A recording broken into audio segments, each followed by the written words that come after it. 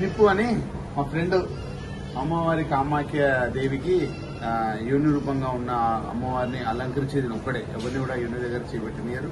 నేను ఒక పర్మిషన్ తర్వాత అమ్మవారిని అలంకరించిన తర్వాత నేను ఉదయమైన అలంకరించిన తర్వాత అప్పుడు మనం అందరం దర్శనం చేసుకుని వీలవుతున్నాం అనమాట. నిప్పు గారని మా ఫ్రెండ్. తర్వాత ఆయన కుబేరుడికి సంబంధించిన మహా ప్రత్యేకమైన పూజ ఉంటుంది.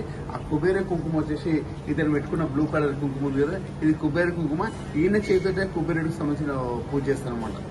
ఈయనను కలవడం మా అదృష్టం. ఈయన మాకు ఎన్నో సంవత్సరాల నుంచి ఫ్రెండ్లే ఉండడం, ఎప్పుడు వచ్చినా కూడా మాకు అమ్మవారి ప్రసాదాలు.